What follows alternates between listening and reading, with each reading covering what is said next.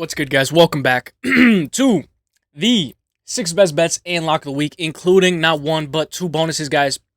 We're going to be going over UFC 312, my 6 best bets, and my lock of the week, including not one, but two bonuses, like always. Try to guess right now. Try to think. Try to come up to an idea of who you think my lock of the week is. This is going to be an insane card.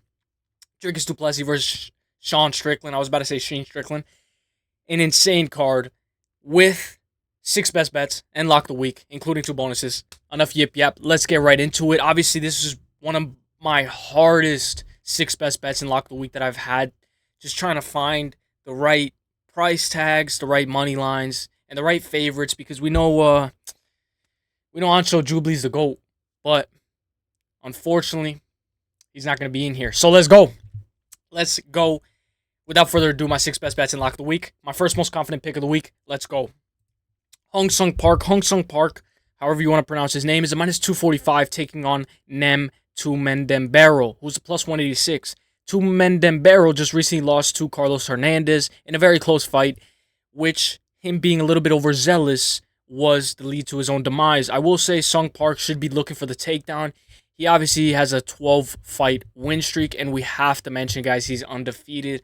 Recently, Austin Bashi, Peyton Talbot, a lot of people who have had this 0 on their record have lost it in 2025, and we know there's a lot of undefeated fighters on this card. So with that being said, guys, take this with a grain of salt. I think he's a good money line. We have to look at what we're working with. Hong Sung Park versus Tumendembero is actually going to be a great prelim opener, in my opinion. The type of fight you want to start the night. Should be a real competitive fight, and it could end via finish. I've gotten Sung Park via submission, and I agree. Obviously, we know that it might be a little bit of a mix, whether he's going to get the KO, whether he's going to get the submission. I think he even could get dropped in this fight. Nam hits like a truck. I'm going to be taking Park, and I think he should be able to find a submission, but we do know, guys, this fight is going to be absolutely insane. He has rear naked chokes, but he has some stoppages as well, so it's a matter of whether he's going to find this finish and whether it's going to be a KO or not. Here we go. But I think it's more than likely going to be a submission. Best bet parlay. I agree with this. It says Jake Matthews plus Hong Sung Park plus 112. For my bookie, it's plus 102. Nice little two-leg parlay. Park is too well-rounded, and Matthews is a true welterweight with speed advantage. Lock this now. Check out the fight card breakdown and more. Obviously, he's shouting out his own thing, but I like this little two-leg parlay. We put Hong Sung Park and Jake Matthews, little two-leg parlay. Let's go. My second most confident pick of the week, guys. Let's go. Let's get it. Here we go. Kevin Gisette, guys, 10-3-0. Kevin Gisette is set to face off against Jonathan McAuliffe. Correct me if I'm wrong. Plus 194, Jonathan McAuliffe versus Kevin Gisette, who's a minus 250. I want to mention how Kevin Gisette had a little bit of a minor setback in one of his most recent bouts against Brian Battle. He had a very good takedown defense, but he ended up getting finished in round 2. When we look at Kevin Gisette versus Jonathan McAuliffe only has one loss on his record, but we have to mention, guys, this guy's a submission demon. This guy's going to be throwing up submissions from hell. So, if this fight gets to the ground, if it's a sloppy takedown, Kevin Gisette might get wrapped up. So we have to be careful with this pick, but I do like moneyline, and I think Kevin Gisette should be able to win this fight by unanimous decision. Obviously, we know he's been training, and who's he been training with? Yo, you guys know who that is? That's my baby girl, Manon Farad. That's my girlfriend right there. If you guys don't know, that's my girl. So, Kevin Gisette for the win. I think he should be able to win this fight by unanimous decision. He has to be careful. He has to protect his neck, and he cannot get wrapped up, or else he's done, and he's going to go to sleep. This is going to be a very competitive fight. Let's go, the Frenchman. Come on. Let's do it. Let's go, Kevin Gisette. My third most confident pick of the week, and this is going to be the lock of the week, guys. So, usually my lock of the week is the 4th pick, but this is going to be the 3rd pick, my most confident pick of the week, my lock of the week. Who's it going to be? Did you guys type in your guesses? Did you guys guess in your head? Who do you think it's going to be? Here we go, here we go, here we go. Without further ado, let's get it. Here we go. Cody Steele, guys, undefeated. I know what you guys are saying, bro. 2025 is the year of the undefeated prospects losing. Talbot, Austin Bashi, Tatiana Suarez might lose. All these guys might lose, guys. We've had a bunch of undefeated prospects lose. And we know my lock of the week from last time lost as well, guys. Said Nurmagomedov. So we are looking to bounce back the lock of the week streak, and we're looking to pass my lock of the week streak record, which is 7. Lock of the week streak starts right now. Cody Steele minus 225, set to face off against Rong Zhu, who's a plus 172. Rong Zhu just recently lost to Chris Padilla after his eye blew up really bad. This is why I like Cody Steele, guys. When we look at him in the invitationals, grappling as well, one of his favorite takedowns is one of that big body slam takedowns. We see it in slow-mo, how he's able to just leverage, go for the takedown, and look for the fight. I do think Cody Steele has a lot of mixes in his victories. Rear naked choke, round 2. KO round 2. KO round 3. Body shot round 2. I think it might be a KO or on points type of finish, but I really like how he's been grappling. He's been grappling a lot. Obviously, we see that he's lost a lot of grappling tournaments or grappling promotions, but he grappled against Gregory Rodriguez, RoboCop, who was set to face off against Jared Cannonier, and we know RoboCop is getting his first main event. So let's go.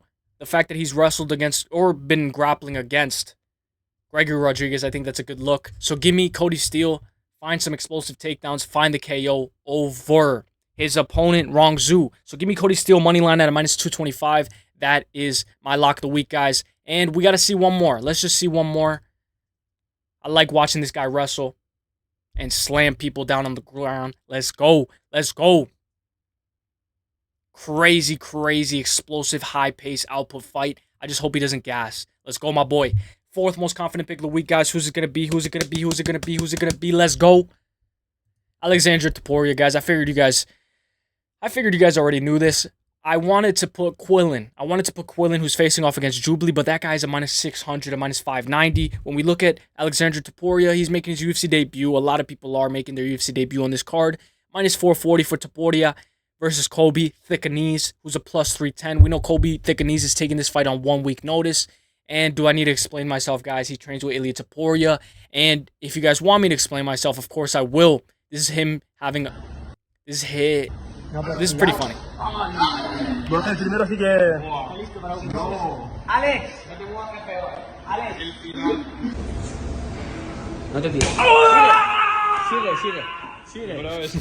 We know he has that power just like his brother. And if I need to explain myself a little bit more, not many know, but Alexandre is Topuria's main training partner and a crucial member for his team, responsible for game planning. Alexandre put his career on hold to help Ilia achieve his dream. The two share a similar style with some differences. Here's how they explain it.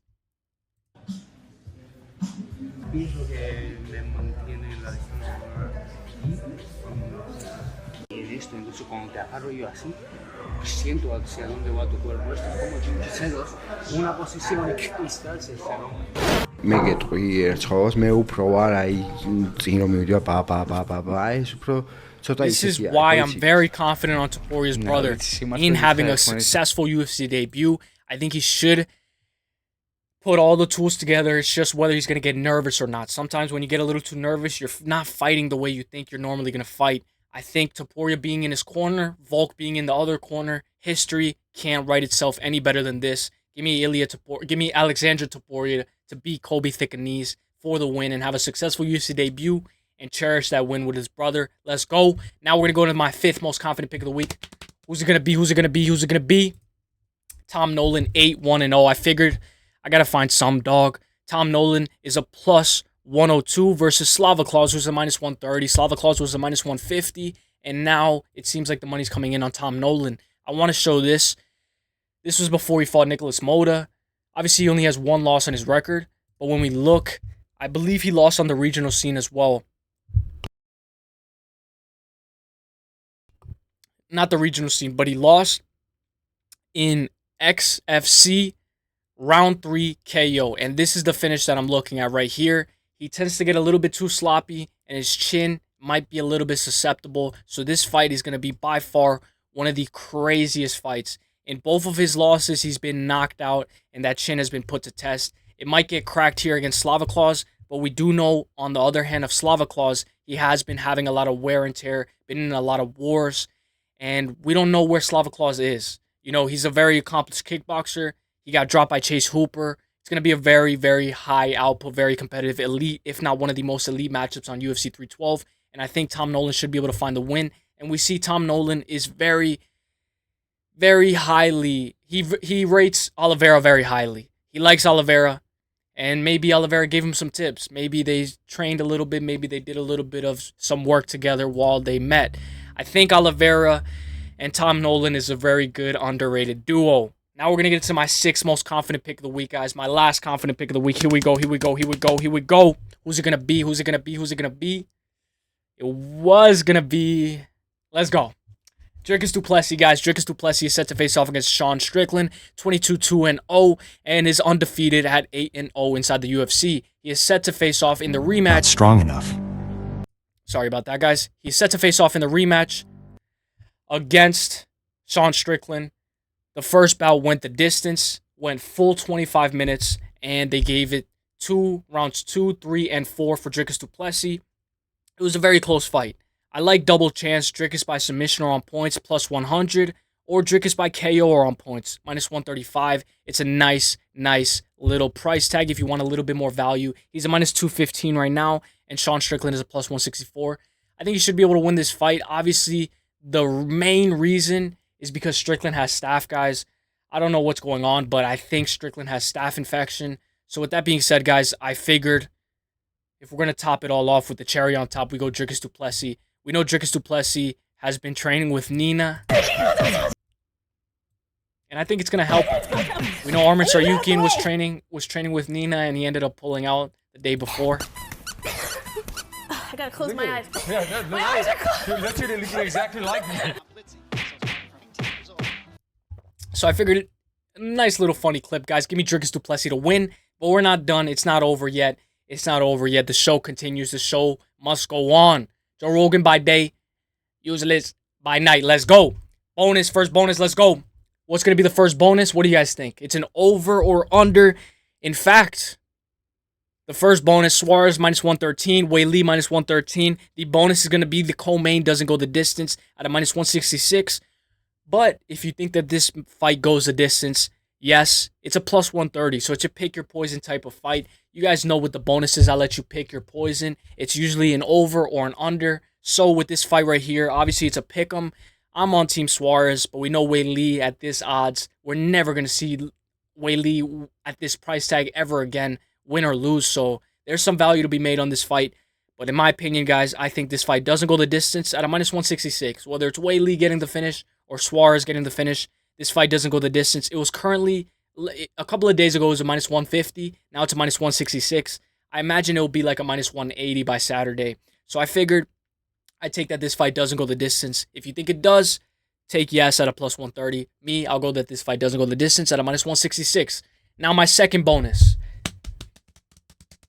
Let's go. Dricus du Plessis versus Sean Strickland. Over 4.5. Minus 182. Fight goes the distance. Minus 164. No, plus 128. After this, we have a parlay section, guys, so stay tuned. I'll take that this fight goes the distance. So it's either yes or no that this fight goes the distance. Minus 164 for yes. No, plus 128. Give me that this fight goes the distance at a minus 164. Already jumped on it. Now it's parlay time. So the bonuses are whether these fights go the distance or not. It's a pick your poison. I think that this fight doesn't go the distance. The co-main and the main event goes the distance. So now we're going to get into parlay time. It's parlay time. Let's get it. All right. So my first parlay is going to be co-main. Doesn't go the distance. Tatiana Suarez and Weili doesn't go the distance at a minus 166. And the main event goes the distance. Dricus du Plessis and Sean Strickland. Plus 157. $50 on it. 0.5 units. $50 on it. Dricus and Tom Nolan. 2-leg parlay. 0.25 units on it. $25 on it. Plus 195. Dricus du Plessis and Tom Nolan. 2-leg parlay. Nice little 2-leg parlay that I like. Topuria. Kevin just said. Park. Quinlan. Cody Steele and Rodolfo Bellato, which is, Topuria, Kevin just said, Park, Quillen, Cody Steele, and Rodolfo Bellato, 6-leg parlay, plus 549. If you put 0.20 units, you win 100, I believe. If you put like $20 on it, you win 100. So that's my little 6-leg parlay. My next parlay, Taliesin Teixeira, who's facing off against Justin Tafa. Teixeira, Suarez, and Santos. Gabriel Santos, who I didn't mention at all in this fight, who I really wanted to. I actually really wanted to, but we just put him in a parlay just in case. So I put him Tatiana Suarez, Gabriel Santos, and Teixeira plus 344, $15 on it. 0.15 units, $15 on it. Next parlay, Park, Quillen, Kevin Gisette, 3-leg parlay, plus 130, 0.25 units on it. And then the last parlay, Jake Matthews and Park, 2-leg parlay, plus 102. I think it's going to be pretty good. So, guys, I gave you guys 1, 2, 3, 4, 5, 6 parlays. Let me know if you guys want to mix and match. And let me know your best parlays, guys. I don't go that too big. I don't try to do more than 6 legs. Park is very well-rounded, and Matthews is a true welterweight with the speed advantage, in my opinion. But we know Francisco Prado hits like a truck. So, I'll repeat all the parlays again. Co-main and main goes the distance. Co-main doesn't go the distance. Main event goes the distance. Plus 157. 0.50 units on it. Dricus to Plessis, Tom Nolan, 2-leg parlay. Plus 195. 0.25 units. Topuria, Kevin Gisette, Park, Quillen, Cody Steele, Rodolfo Bellato, 6-leg parlay. Plus 549. 0.20 units. Teixeira, Suarez, Santos, plus 344. 0.15 units. Park, Quillen, Kevin Gisette, 3-leg parlay. Plus 130. 0.25 units. Jake Matthews, Park, plus 102, like $20 on it. Let's go. So let me know what you guys think, guys. Let me know if you guys like this segment. What's your favorite segment? You guys like the 6 best bets, the lock of the week, the bonuses, or the parlay section? Let me know what you guys think, and let me know if you guys are excited for this UFC 312 pay-per-view, baby. Let's go. This might be the worst pay-per-view of the year, but in a way, that's the best thing we want to hear, considering it's the beginning of the year. So let's go, guys. Good luck to all you guys and girls. Let me know your favorite parlays. Let me know your lock of the week if you have one. And let me know your best props, guys. Tune in on Friday for the last-minute predictions. And it might drop a little bit early because we know the ceremonial weigh-in's at 3:30 in the morning. And the press conference is at 2 in the morning tonight. So let me know, guys. Let me know. Drop a like. I'll see you guys in the next one. Let's get it. Peace.